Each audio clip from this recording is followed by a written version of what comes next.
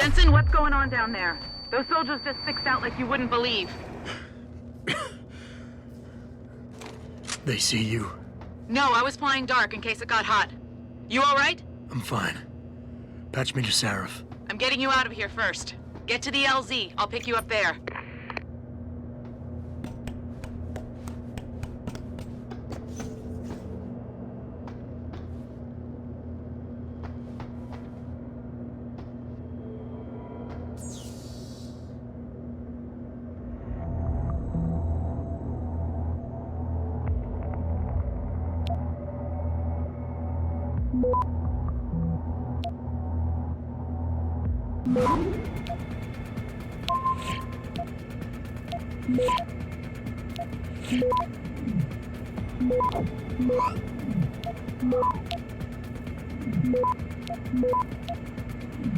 Access granted.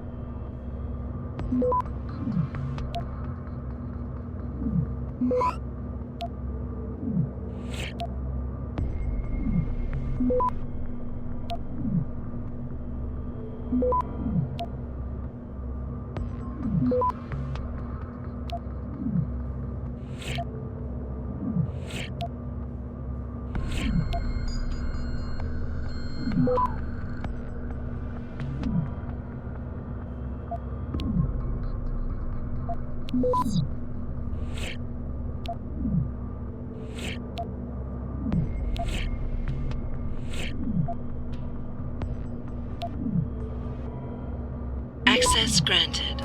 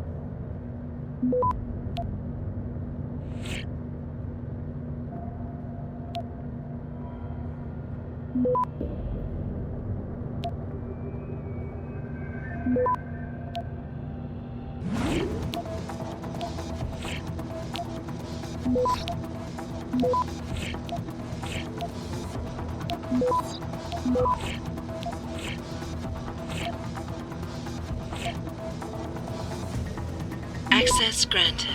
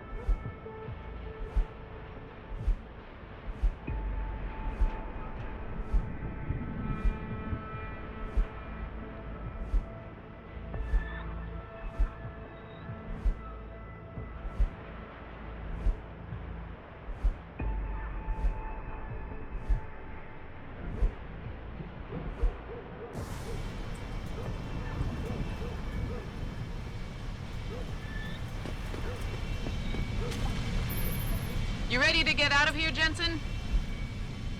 Yeah, take us back to Sarif Industries. None too soon, if you ask me. Strap in and hold on.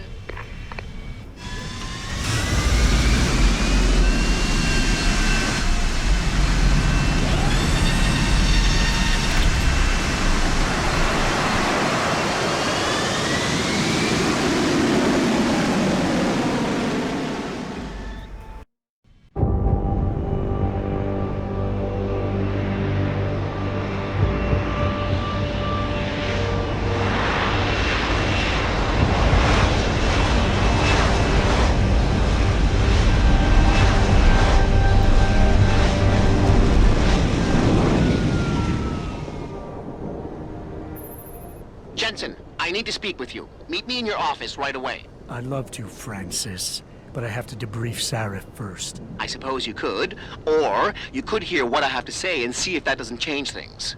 Pritchard out. I can't believe it, Jensen. An internment camp smack dab in the middle of Detroit. Shit.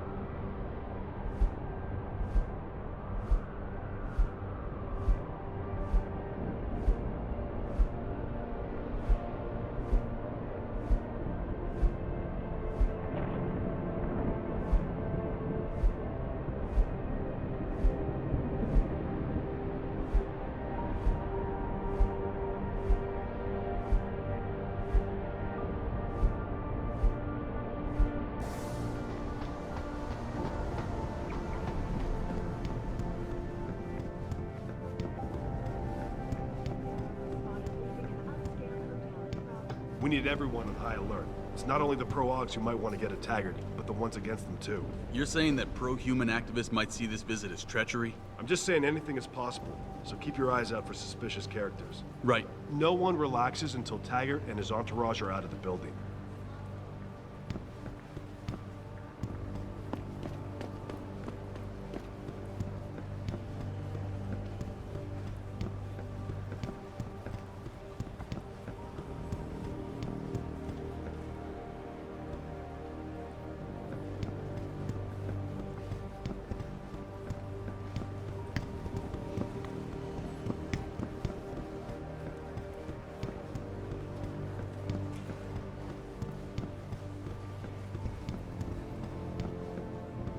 What do you want? As much as I hate to admit it, I need your help. That signal you shut down in DRB territory. It's been active for almost a year. You're telling me someone outside this company has had access to our network since before the first attack? I've detected intrusions before and shut them down swiftly every time. But whoever designed this particular algorithm is good. Very good. You've told Sarif? See, here's the thing.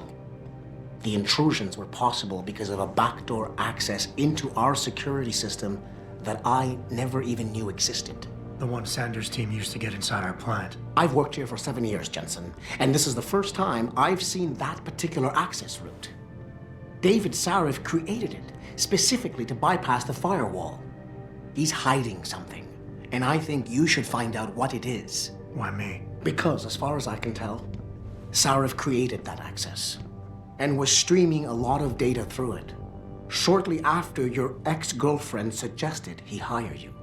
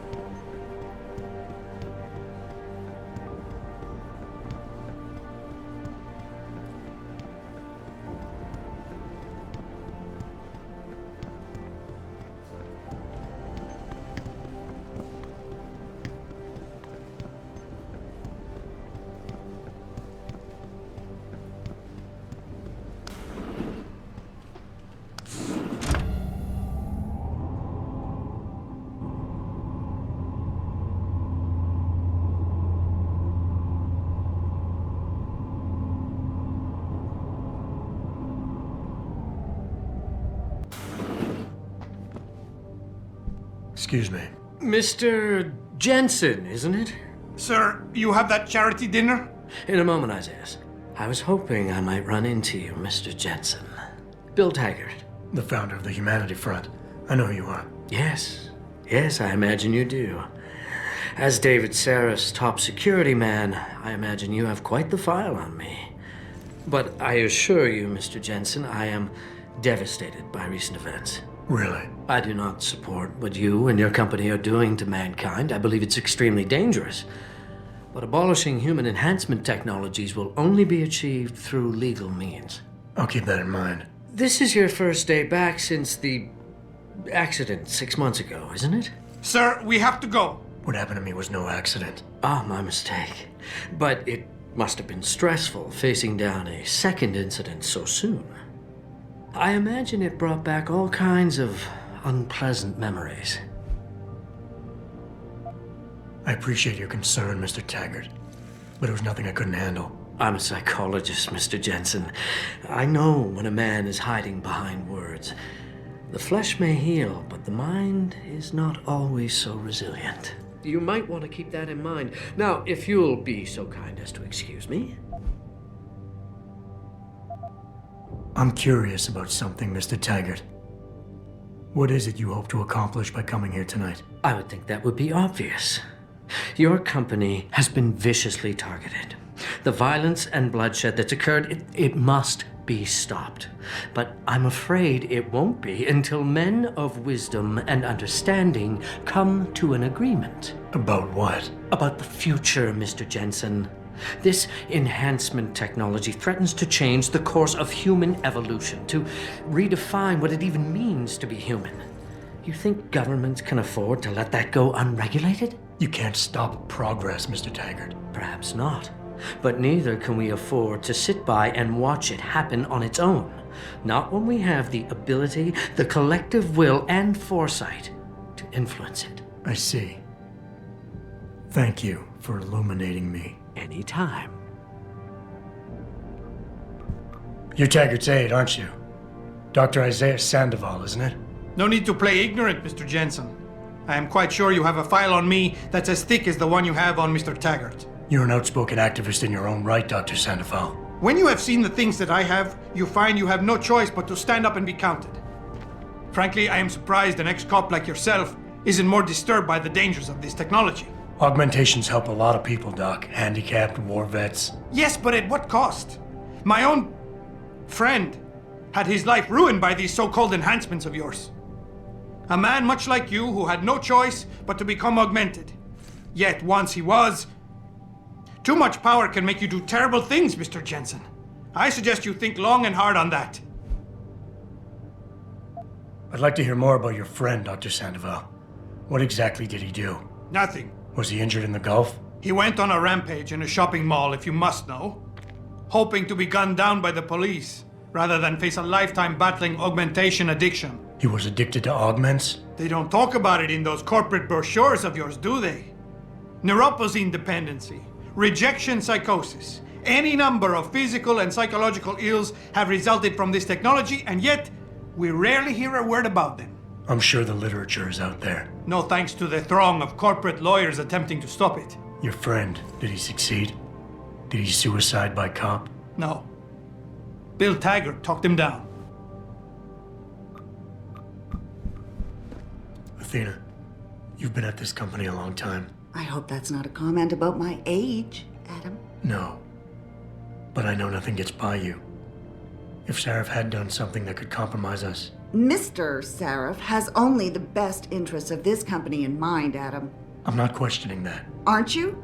I've been here since the beginning. I've seen how he built this up from nothing. He cares for his people. He truly believes what we're doing is important, and he would never do anything to jeopardize it. I shouldn't have brought it up. No, you shouldn't have. Now, if you'll excuse me, I'm busy.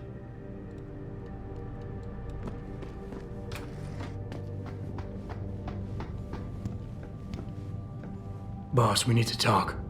Is something wrong? I'm not sure. Did you set up a private access route to bypass the company firewall right before you hired me? I what? Pritchard said someone's been using it to access our system since before the first attack. The security measures he and I set in place never stopped them because we didn't even know the loophole existed.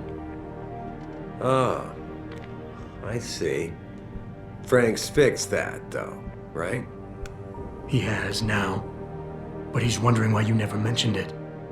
Frank's paranoid, Adam. You know that. Can a busy man forget things once in a while? You streamed an awful lot of data through that portal, boss. Right before you brought me on board. Pritchard may be paranoid, but I gotta admit, I'm wondering what was in it too. Yeah, as an ex-cop, I guess you would. But the important thing is you found the hole and plugged it. We're secure now. And the information you uncovered in that FEMA facility may actually help us track these guys. So let's just stay focused on what's important.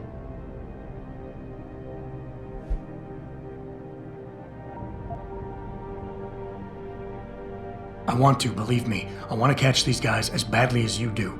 But that breach is responsible for every security crisis we've had, including today's. If If you want me to stop these guys, I need to know what kind of data they've had access to. You're right, you're right. I'm sorry if I seem evasive. But there's something you're not getting here, Adam. Business is war, with no clear battleground and no rules to keep our enemies honest. In this company, I'm the commander-in-chief, and I have to be ready for anything, and I will do anything to ensure that I am. Now, I hired you because I needed a general I could trust, one who knows how to obey orders. Boss, I think we're getting sidetracked here.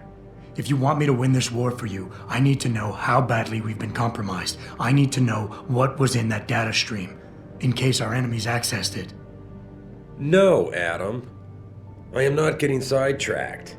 I'm trying to give you a message, but apparently you can't take a hint.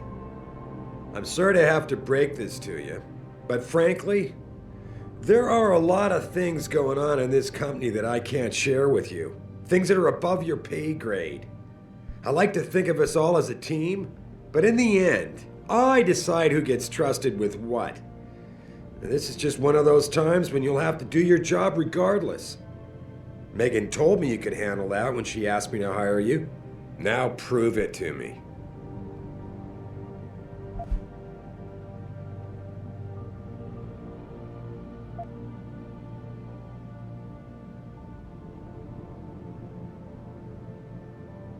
With all due respect, sir, I am trying to do my job. The job you hired me to do. The job you even brought me back in for tonight. But it feels like you're getting in the way. Especially when you start bringing Megan into this. I wasn't trying to... Look, I don't want us getting upset over this. The data I streamed had nothing to do with Megan or her work. It was just a routine, fact-finding check that sprang from one of our discussions. The kind of check I have to run quite often around here, believe it or not. Now, if somebody backtraces the transmission and gets a look at it, I very much doubt they'll know what to do with it. Trust me, we're fine.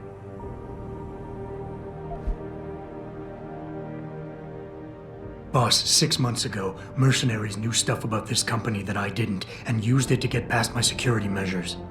I don't really care what kind of secrets you and Megan were keeping back then. I just want to make sure they don't endanger us again.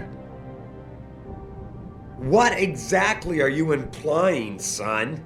That I would endanger my own staff to cover my indiscretions? I've been willing to give you a bit of leeway here, considering everything you've been through these past months, but let's not forget why it is you're even alive.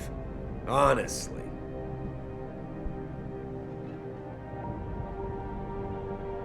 Are we done here? Because we still have to discuss our next move.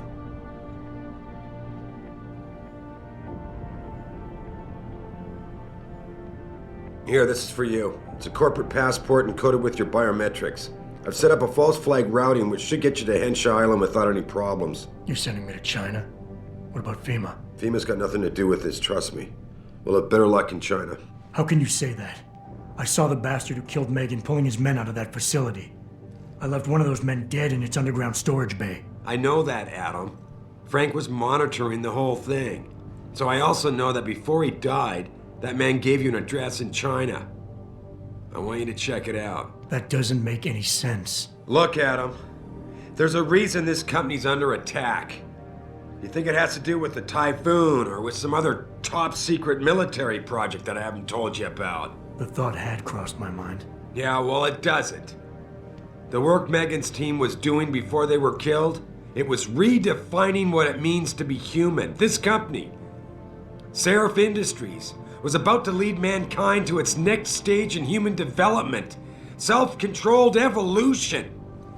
Can't you see how scary that can be to some people? Sure. I also see how lucrative it can be for some others. It's never been about money for me, Adam. But you're right. There are people out there who don't exactly feel the same. Like who? I'm hoping you'll be able to find that answer for us in China. So get going. Farida's prepping the chopper.